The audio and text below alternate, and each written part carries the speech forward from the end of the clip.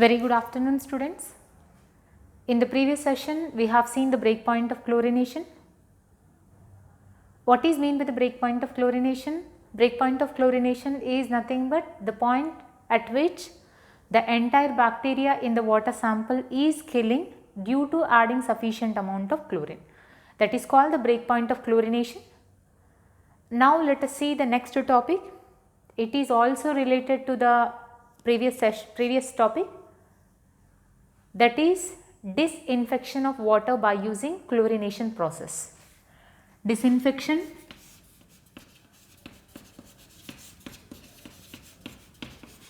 of water by chlorination. And we are having one more method, that is ozonization process, chlorination and ozonization. But it is very important for the long question, disinfection of water by the chlorination process. And let us see ozonization after completion of the chlorination. But before that, we know why we are using the chlorine to the water sample. Chlorine is added to the water sample to kill the microorganisms, that is disease causing microorganisms. It is also called as the bacteria. Yes. So, why are we using the chlorine? To kill the bacteria in the water sample or to kill disease causing microorganisms in the water sample. But we are having one of the equipment in the chlorination process. That equipment is called the chlorinator. So, in chlorination process, we are using the equipment. The name of the equipment is the chlorinator. But what happens by adding chlorine to the water sample? Yes. So, when we are adding chlorine to the water sample, the water which is having disease causing microorganisms, water is reacting with the chlorine and producing hydrochlorous acid and the hypochlorous acid. Here chlorine, that means the additional chlorine is reacting with the water sample and producing hydrochlorous acid and the hypochlorous acid. Hypochlorous acid is acting as one of the germicide, and this germicide is killing the bacteria or microorganisms in the water sample, because this hypochlorous acid is acting as the germicide. This hypochlorous acid also unstable here. This hypochlorous acid further dissociating into hydrochloric acid and the nascent oxygen. It is dissociating into hydrochlorous acid and the nascent oxygen. So, this nascent oxygen is killing the bacteria or microorganisms in the water sample. Yes. So, this hypochlorous acid is the responsible in the chlorination process to kill the bacteria or microorganisms in the water sample. Yes. So, here this hypochlorous acid is killing the bacteria or microorganisms in the water sample in the presence of enzyme. So, in water sample, the hypochlorous acid is killing the bacteria in the presence of enzyme. Here enzyme plays an important role in the metabolic changes in the microorganisms in the water sample. So, in the presence of enzyme only, the hypochlorous acid is killing the microorganisms in the water sample. Yes. So, now let us see the chlorinator, how the chlorinator is, how we are doing this process in the chlorinator. So, this is the chlorinator, this is the equipment. In this equipment, we are passing the water. This is the chlorinator. This chlorinator is having one of the outlet. Through this outlet, we are getting the disinfected water, that is purified water, disinfected water, and we are having the two inlets. These are the two inlets. Through one inlet, we are passing the hard water, nothing but the water which is having the microorganisms, water sample, and through the another inlet we are sending the chlorine gas or the chlorine solution. So here the water and chlorine, these are miscible in the chlorinator. These two are not sending at a time. So the water is sending to one inlet and the chlorine is sending through the another inlet. And these are having the perforated plates. These are the perforated plates. In these perforated plates, the water is mixing and each perforated plate is having the outlet. So after the process, in every perforated plate, the water comes to the down plates and finally we will get the purified water which is free from the disease causing microorganisms. Yes, so this is the chlorination process. So what is chlorination? Addition of sufficient amount of chlorine to kill the bacteria in the water sample. Here bacteria is also called as disease causing microorganisms. So here the bacteria or disease causing microorganisms are killing due to the formation of germicide. That germicide is the hypochlorous acid. This hypochlorous acid is killing the microorganisms in the presence of enzyme. So here enzyme plays an important role in the metabolic changes in the microorganisms or the bacteria. Yes. So here this chlorination is depending on some factors. Those factors are temperature, pH level. The one is temperature,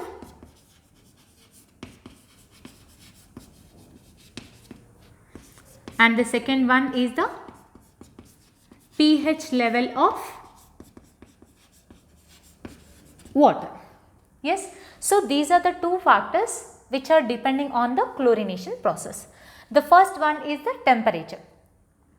At the higher temperature, the enzyme is having high reactivity with the hypochlorous acid. So when the enzyme is having high reactivity with the hypochlorous acid, what happens here? The disease causing microorganisms also killing very fastly. At lower temperature, the reactivity of enzyme with hypochlorous acid is less and the rate of killing of microorganisms also less at lower temperature. And the next one is the pH level of water. We know what pH is indicating. pH scale is indicating to know whether the solution is acid, base or the neutral solution. Especially this chlorination process will be very fast at lower pH values. That means at pH less than 7, this chlorination process is very fast. But when pH value is more than 7, this chlorination process speed is less. That is pH level of water. That means if the water is having acidic nature, the chlorination process is very fast. But if the if the water is having the basic nature, the chlorination process is slow. Yes. So these are the two factors which are depending on the chlorination process. So now let us see what are the advantages and the disadvantages of chlorination process. Advantages are, what are the advantages? We can use this chlorination process at lower temperature and the higher temperature also.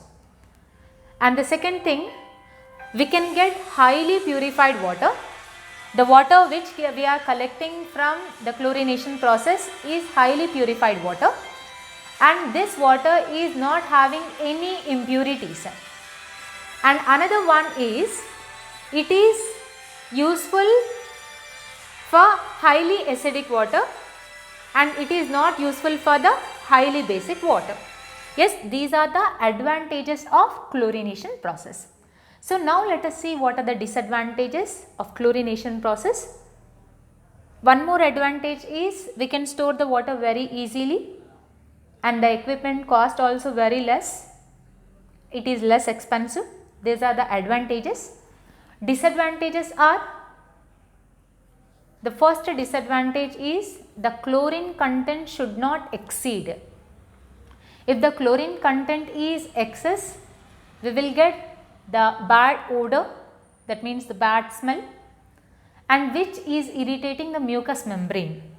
So, the mucous membrane is present in the throat, yes. So, which is irritating the mucous membrane due to the excess amount of chlorine in the water, and due to adding excess amount of chlorine we will get the bad odor and the bad taste to the water, yes. So, these are the drawbacks or the disadvantages of the chlorination process. So, now let us see the ozonization process. What is ozonization? Ozonization is nothing but not adding ozone. We are exposing the water to the ozone to kill the bacteria in the water sample. So, the next one is the ozonization. In ozonization process, exposing the water to the ozone. So, when we are exposing the water to the ozone, the entire bacteria in the water sample are killing due to releasing the nascent oxygen. Same like this, even in ozonization process also, the nascent oxygen is releasing. This nascent oxygen is responsible to kill the bacteria in the water sample. So, here nascent oxygen is nothing but the atomic oxygen mentioned in the small brackets, that is called the nascent oxygen here. So, see here, when we are adding ozone, this ozone initially decomposing to oxygen and the nascent oxygen. So, what is the nature of nascent oxygen? The nascent oxygen nature is, it is killing the bacteria in the water sample immediately. So, the nascent oxygen immediately reacting with the microorganisms or bacteria in the water sample, and which kills the microorganisms in the water sample. That is called the ozonization process. This ozonization is important for the 2 marks question, but chlorination is important for the long question. Yes. So, now let us see the numericals based on the temporary hardness and the permanent hardness. So, just let us recall what is temporary hardness and permanent hardness. I will explain only one numerical. Based on that you can perform the numericals, but just let us recall what is the permanent hardness and the temporary hardness. Temporary hardness is nothing but the hardness which can be removed by the boiling method, but permanent hardness means the hardness which cannot remove by the boiling method, but which can be removed by the chemical treatment, that is temporary and permanent hardness. But we need to know which salts are causes temporary hardness and the permanent hardness. So, we know bicarbonates of calcium and magnesium are present in the temporary hardness. That means, in temporary hardness only 2 salts are responsible, that is calcium bicarbonate and the magnesium bicarbonate. But in permanent hardness, calcium and magnesium are in the form of chlorides, sulfates and nitrates. That means 6 salts are responsible for permanent hardness. Those are calcium chloride, magnesium chloride, calcium sulfate, magnesium sulfate, calcium nitrate and the magnesium nitrate. Yes. So, how to calculate temporary hardness and the permanent hardness? If we know bicarbonate of calcium and magnesium, by adding calcium bicarbonate hardness and magnesium bicarbonate hardness, we can get the temporary hardness. How can we find the permanent hardness? By knowing all these salts, calcium chloride, magnesium chloride, calcium sulfate, magnesium sulfate, calcium nitrate, magnesium nitrate. By adding these 6 salts, we can get the permanent hardness. But before that, each and every salt is converting to the calcium carbonate equivalents. I already explained to you in the first class of water chemistry. So, always we need to convert all the values into calcium carbonate equivalents. I will give the formula of calcium carbonate equivalents. The equivalent of salt, whatever the salt, equivalent of salt. For example, let us take calcium bicarbonate. Equivalent of calcium bicarbonate is equals to the weight of calcium bicarbonate salt divided by molecular weight of calcium bicarbonate salt into 100. If we are considering in the molecular weight, but we need in equivalent weights, so we need to take in the equivalent weight. And here also instead of 100, we need to take 50.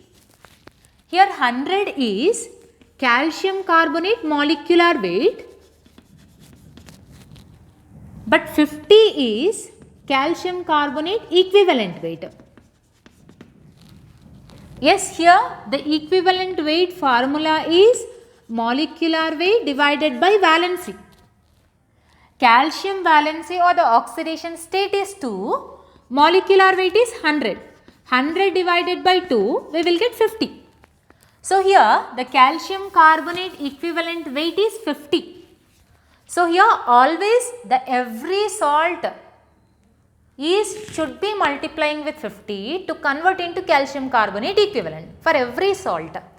Yes, so generally equivalence is equals to weight of the salt divided by equivalent weight of salt into 50.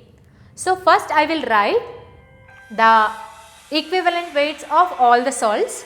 After writing the equivalent weights, let us see how to calculate the temporary hardness and the permanent hardness of given water sample.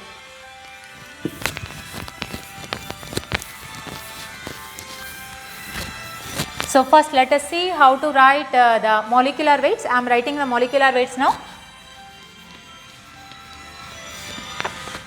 Molecular weights: calcium bicarbonate, magnesium bicarbonate,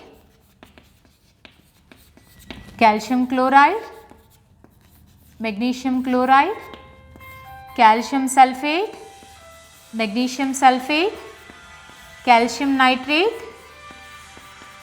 magnesium nitrate. Yes, calcium bicarbonate is 162, magnesium bicarbonate is 146, calcium chloride is 111, magnesium chloride is 95, calcium sulfate is 136, magnesium sulfate is 120, calcium nitrate is 164, magnesium nitrate is 148. Yes, so these are the molecular weights of all the salts present in the water sample. So now I will give the numerical. Yes, so let us find out the temporary hardness and the permanent hardness of the given numerical. So numerical is find temporary and permanent hardness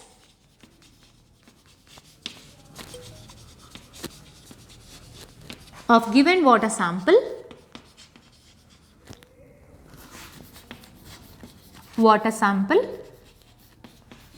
containing 16.2 grams of calcium bicarbonate, 11.1 grams of calcium chloride, 1.2 grams of magnesium sulfate and 1.48 grams of magnesium nitrate. So what we need to do is we need to calculate temporary hardness and the permanent hardness of given water sample. So first we need to convert all the values into equivalent weight. So here I have given to you for easy purpose, easy way. Even in the external examination also you will get in the easy way only. Yes. So if you remember the molecular weights, you can calculate the calcium carbonate equivalent weights of all the salts. So first let us calculate the calcium carbonate equivalents of calcium bicarbonate. Yes. So first I am making one table. Whatever the salts they have given, let us write the salts here: calcium bicarbonate, calcium chloride, magnesium sulfate and calcium nitrate. These are the salts they have given in the numerical.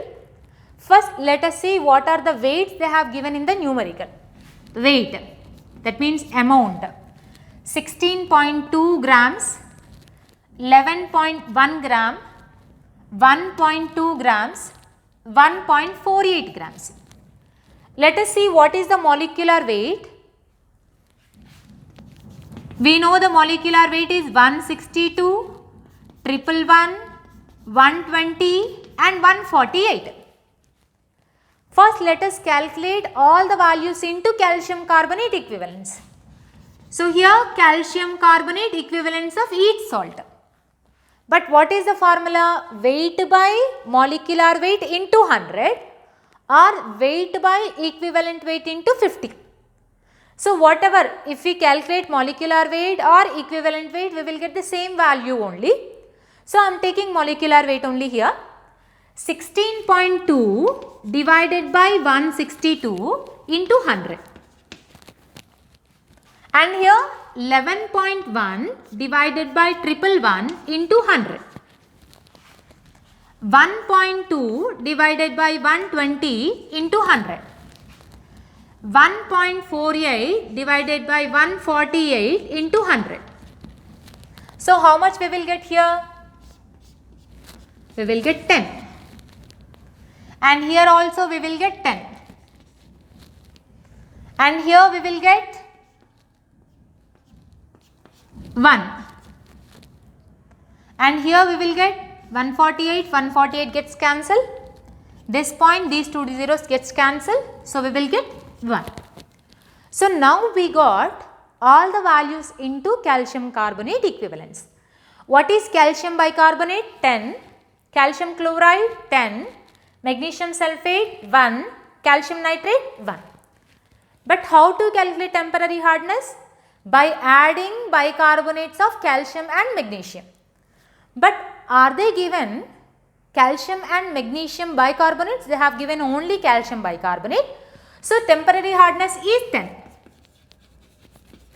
Temporary hardness is equals to 10.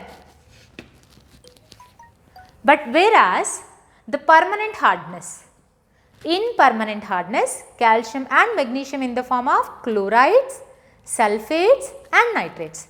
That means by adding these three, we will get permanent hardness. So 10 plus 1 plus 1. So we will get 12. So permanent hardness is 12. So ppm, or we can take milligram per liter. So same like this in the external examination, they will give the weight of the salts. So you need to remember the molecular weights of all the salts. First convert all the salts into calcium carbonate equivalents and see and check the salts. After that find out temporary hardness and the permanent hardness. Thank you so much.